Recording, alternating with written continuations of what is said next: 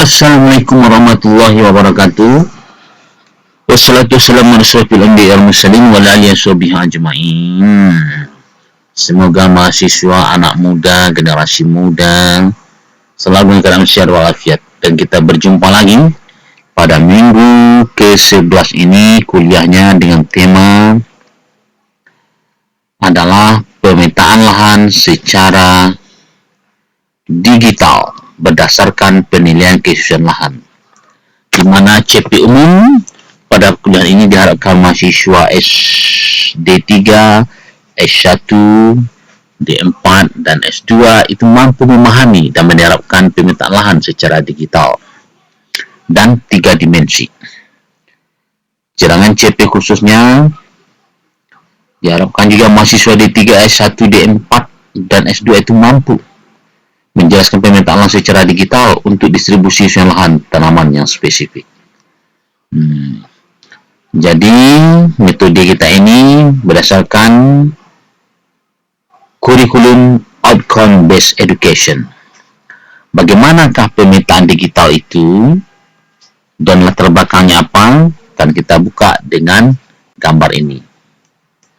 Ini adalah peta digital 3 dimensi dari Gunung Merapi dan Gunung Singgalang. Ini adalah Gunung Merapi dan ini adalah Gunung Singgalang. Mengapa tema ini kita pilih? Ini adalah berkaitan dengan banyaknya terjadi Galodo Merapi telah menelan korban lebih dari 55 nyawa. Berdasarkan karena dapat dijelaskan oleh curah hujan yang tinggi, kemudian metode USLE. R adalah curah hujan, K adalah erupsi tanah sini, LS adalah panjang lereng dan kelereng oleh Gunung Merapi, kemudian C adalah crop, tanaman yang tumbuh di sini, kadar konservasinya dan menghasilkan erosi. Erosi itu lah yang akan dalam jumlah besar menjadi galodo. Galodo itu masuk ke jalur sungai melalui penduduk, kemudian menelan korban ini di Batu Sangkar, kemudian juga di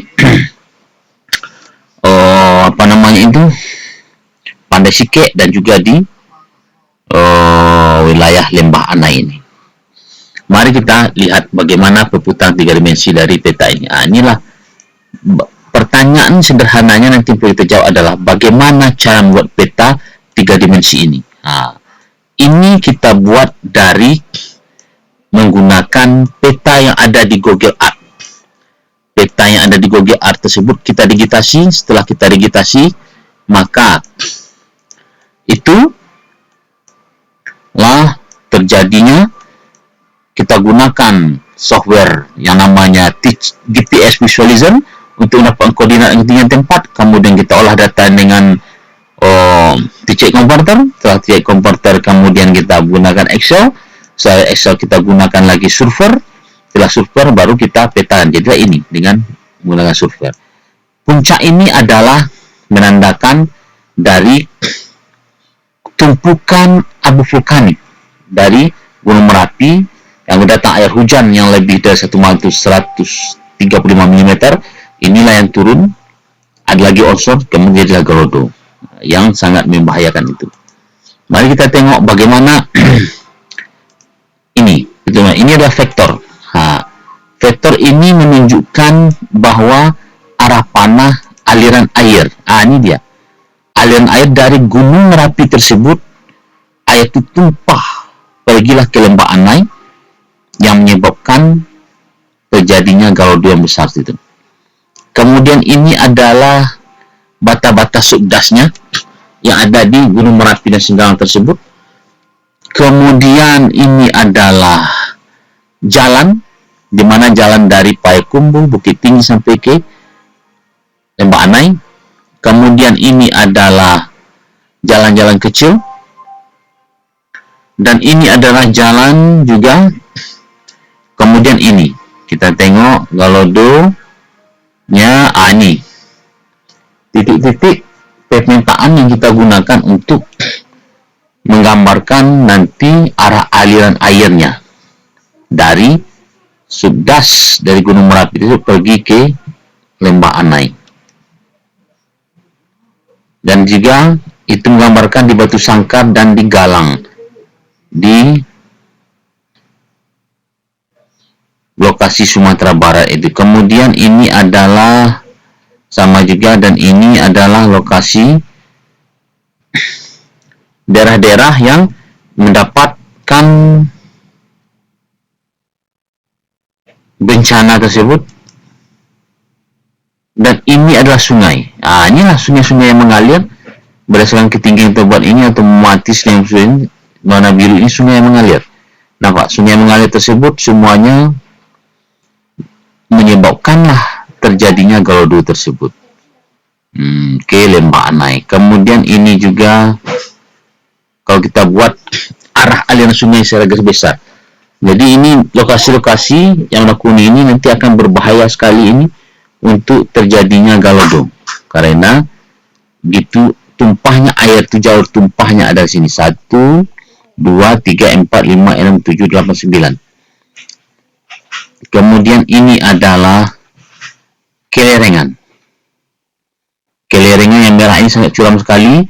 Tambah yang kuning ini, tambah yang datar, ini datar, yang penting datar. Inilah dari curam sekali ini sampai dia itu ini memiliki kekuatan energi kinetik sehingga menjadikan sebuahnya itu adalah Galodo yang besar. Lalu kita akan bagaimana cara membuat ini?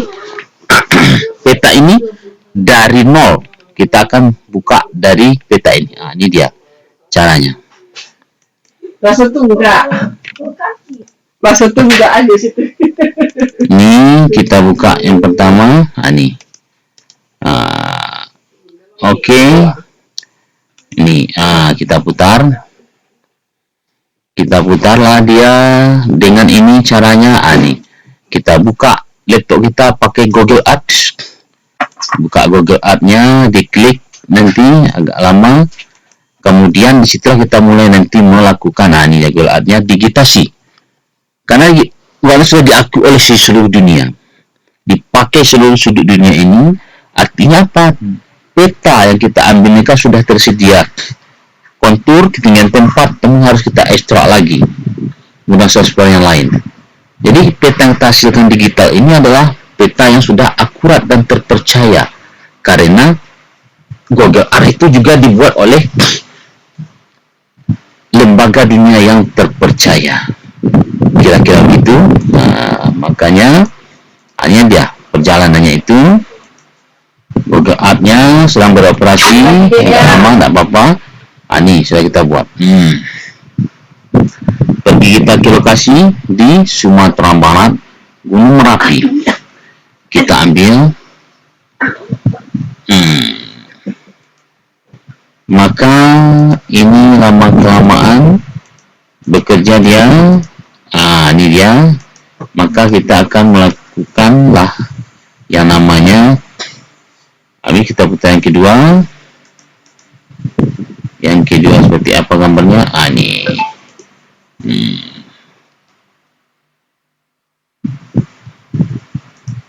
Ini dia.